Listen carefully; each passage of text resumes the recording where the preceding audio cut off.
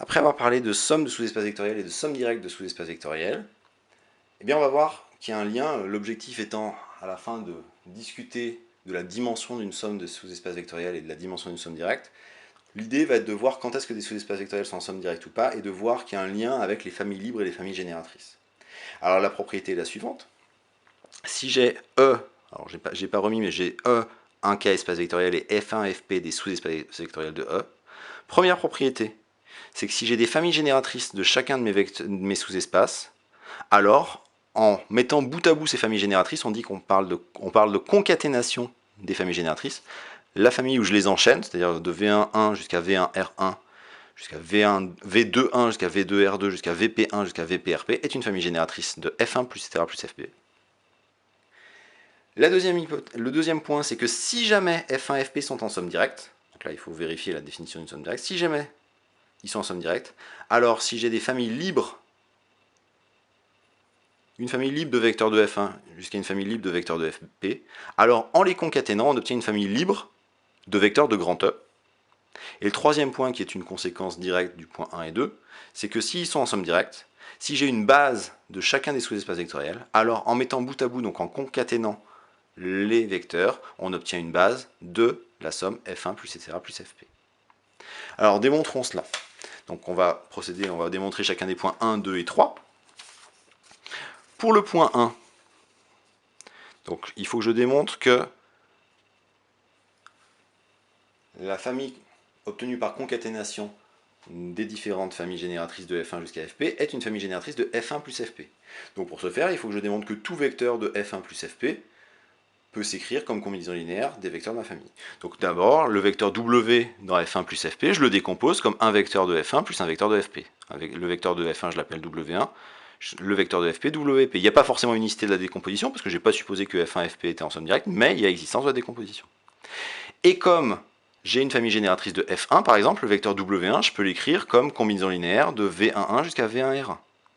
De même pour W2, etc. jusqu'à WP. Et finalement, en réinjectant ces décompositions-là, on obtient que W s'écrit comme, alors je ne l'ai pas écrit parce que sinon ce serait une liste très longue, mais ça marche quand même, c'est une combinaison linéaire de V11 jusqu'à V1R1, V21 jusqu'à V2R2, VP1 jusqu'à VPRP, ce qui démontre bien que tout vecteur de F1 plus Fp s'écrit comme combinaison linéaire de la famille obtenue par concaténation. Et donc cette famille obtenue par concaténation est bien génératrice de F1 plus Fp. À présent pour la liberté.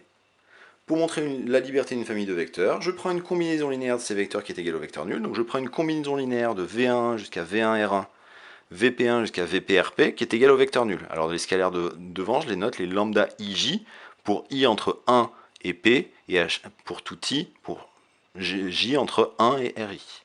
Ce qui fait lambda 11 V11 plus etc. plus lambda 1 R1 V1 R1 plus etc. plus lambda P1 VP1 plus etc. plus lambda PRP VRP égale le vecteur nul.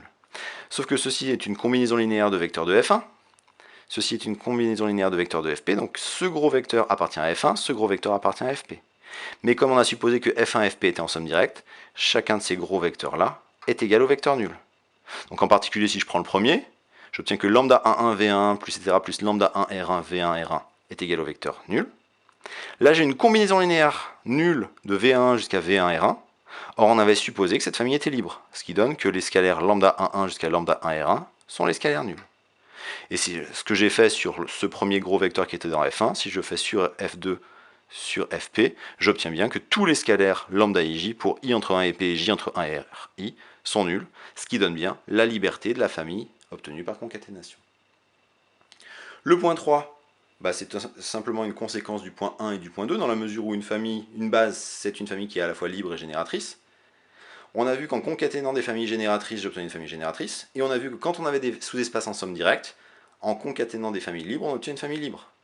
Et donc, si les sous-espaces vectoriels sont en somme directe, en concaténant des bases, on aura une base de la somme de F1 plus Fp, et en plus, comme j'ai une famille libre, j'aurai bien une base de F1 plus etc. plus Fp.